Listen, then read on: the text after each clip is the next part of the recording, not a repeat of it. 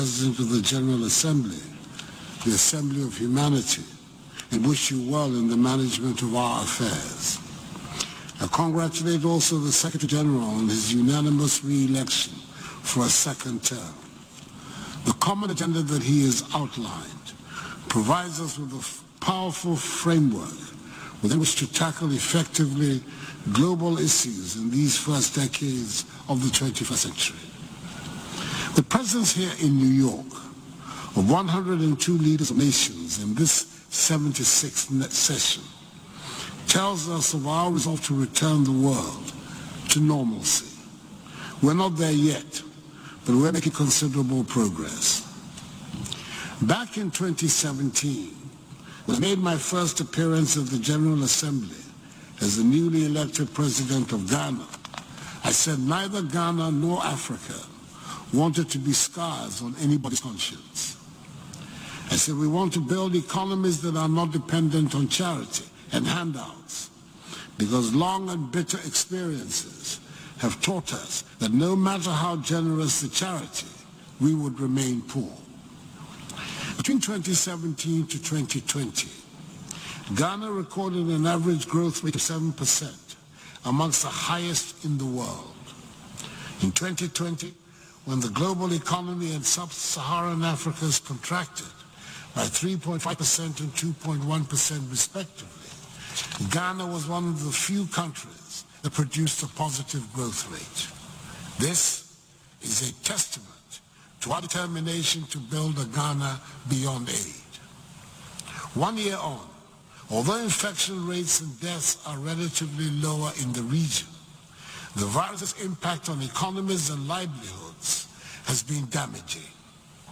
The latest numbers from the African Development Bank indicate that African economies, which contracted by 2.1% in 2020, are yet to return to pre-pandemic levels.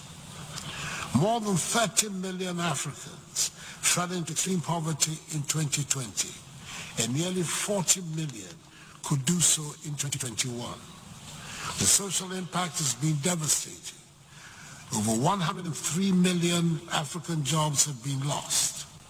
Women, who account for 40% of total employment, have been most hard hit.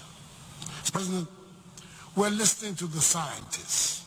It is evident that vaccination is the way to protect populations and revitalize societies. To vaccinate 70% in the shortest possible time, as is being done elsewhere in the world, means some 900 million Africans have to be vaccinated. The Afro-Exim Bank structuring of the Africa Vaccine Acquisition Task Force $2 billion acquisition of 400 million Johnson & Johnson vaccines is part of the historic African Union's COVID-19 vaccine development and access strategy. It is a critical milestone in our collective fight against the pandemic, in a continent suffering the worst brunt of vaccine nationalism. The Africa Vaccine Acquisition Task Force vaccine program, partly manufactured in South Africa, is the single largest and most far-reaching trade transaction since the entry into force of the African Continental Free Trade Area in January this year. It is eloquent testimony to the benefits of domestic production and pooled procurement in Africa, as envisaged by the African Continental Free Trade Area Agreement. Ghana agrees with the call of the Rome Declaration of Global Health for voluntary licensing and technology transfers to boost vaccine production. The African Union is working with WHO, WTO, and other global partners to expand its vaccine manufacturing and deployment. We in Ghana have so far received 5 million doses, which have been administered to frontline health workers and those classified as being most at risk. 5 million is not a figure to be sneered at, particularly when we consider the situation in many other African countries. We're grateful that our efforts in the management of the pandemic and vaccine distribution have been recognized, and we have received these amounts so far. We're still hoping to vaccinate 20 million of our people by the end of the year.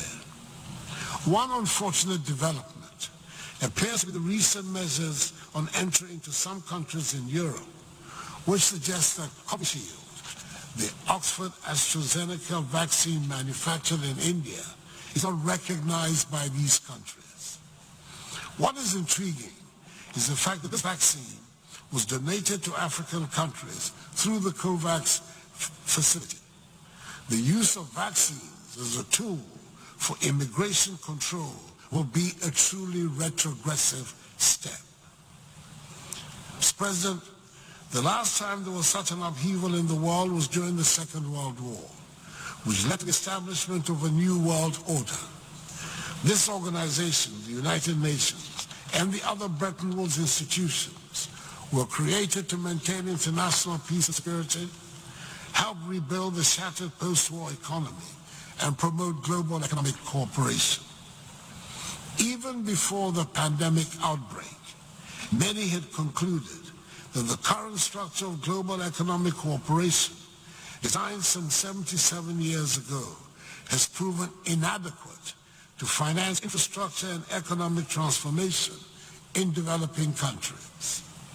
Given the incapacity of the global financial system to produce the necessary outcomes to finance sustainable development, we need a constructive review. COVID-19 provides a great chance to rethink global economic cooperation based on the principles of mutuality, equity, sustainability, and collective prosperity envisaged by the SDGs. There is no question but that if the famous gathering in San Francisco was to take place today, it would be a significantly different United Nations Charter that would be written. In much the same way, a World Bank, IMF, or WHO that is born today would be radically different institutions from those that were set up after the World War, as many of the countries in today's world, especially in Africa and the Caribbean, were not present in San Francisco. The pandemic has also shown us that the great advances in science and technology notwithstanding, we still have a lot to learn and discover about the human body and about life. Thus far, in spite of the grisly predictions of dead bodies littering the streets of Africa, and in spite of not having as much access to vaccine as the developed world, Africa seems mercifully to have escaped the worst of the COVID death rates. And for that, we thank God. Ghana wants to share a few thoughts which we believe should form the basis for the new global cooperation. Firstly, we need to strengthen the funding of the existing global health organizations. This must include a greater, more predictable base of multilateral funding for WHO and regional centers of disease controls, which play the central roles in global health security. It will require dedicating an additional 1% of GDP to funding global health.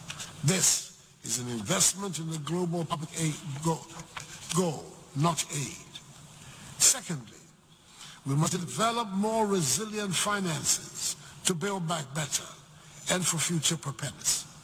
Across the African continent, revenues have decreased by as much as 150 billion United States dollars as economies are still reeling from the economic impact of the pandemic. African governments have already spent scarce reserves fighting the pandemic and providing social protection to millions of affected households.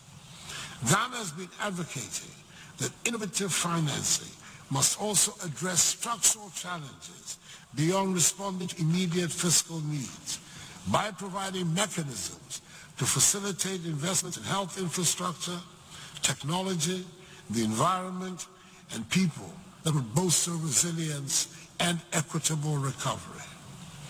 The IMF's unprecedented $650 billion United States SDR allocation offers a unique opportunity to provide additional financial resources to address the vast and surging inequities the pandemic has revealed and a crisis to come. Africa's allocation is some 33 billion United States dollars. If ever there was a time for an African Marshall Plan, it is now. The SDR infusion should be seized upon as a catalytic effort to leapfrog Africa to the next level of human development and ensure sustained global prosperity. African leaders have advocated for a prudent and transparent channeling of 25 to 35% of SDRs, that is $160 to $230 billion, from wealthier to vulnerable countries, $100 billion of which should be dedicated to Africa. We welcome the support of the European countries represented at the Africa Summit in France, the IMF, the G7 and G20 to some SDR redistribution.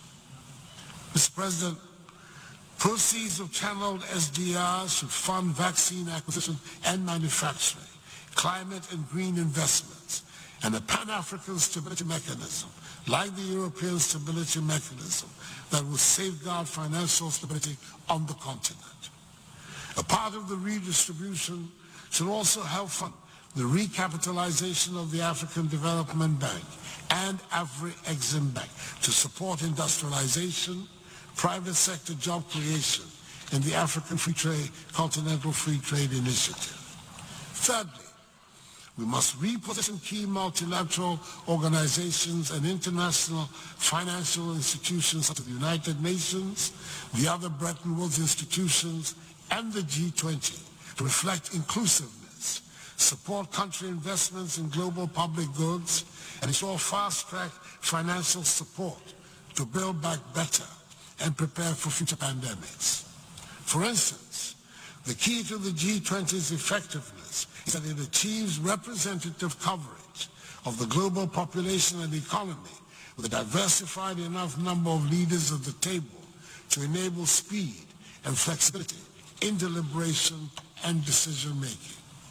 Admitting the African Union to an expanded G21 would have the same galvanizing effect within Africa that the EU's participation in the G20 has within Europe, strengthening policy coordination and coherence across the 54 African economies. With the African Union at the table, the group suddenly would have representation for 54 more countries, 1.3 billion more people, and 2.3 trillion more output. This extraordinary increase in representation will add just one seat to the table and about 10 minutes to the discussion. However, it will redefine global policy coordination to enable a more prosperous, inclusive, and sustainable world to emerge. Fourthly, we in Africa are as committed as any to the fight against climate change. We believe, however, that the fight is better advanced if we are able to maintain the crucial balance between economic, political, and environmental imperatives, positions that we will be articulating in Glasgow at the COP26 conference, which should form part of the new global compact. Lastly, now more than ever, we must defend democracy, constitutional rule, and human rights in the world. In the last 24 months, we've witnessed assaults on democracy around the world, sometimes even in developed countries where we had assumed that a consensus on the democratic form of governance had been established. Mr. President, in West Africa, recent events in Mali and Guinea have undermined democratic governance in our region.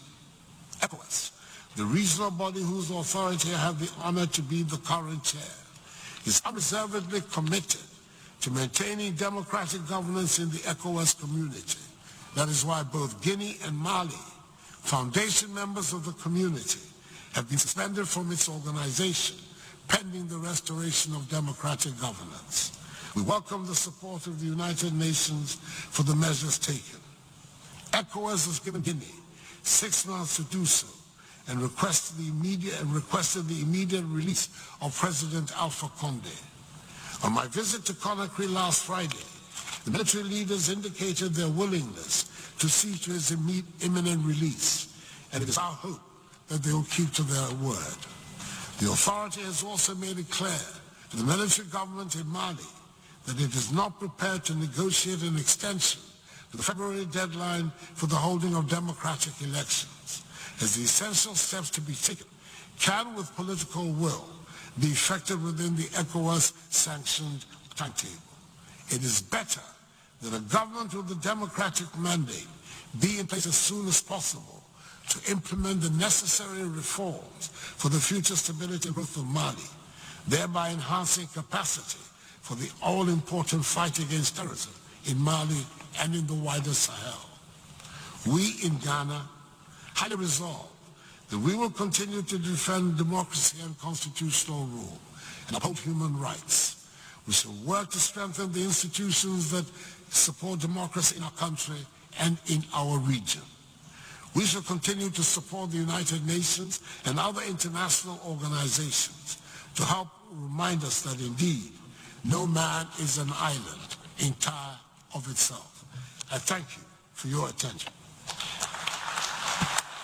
On behalf of the General Assembly, I wish to thank the President of the Republic of Ghana for the statement just made, and I request protocol to escort His Excellency.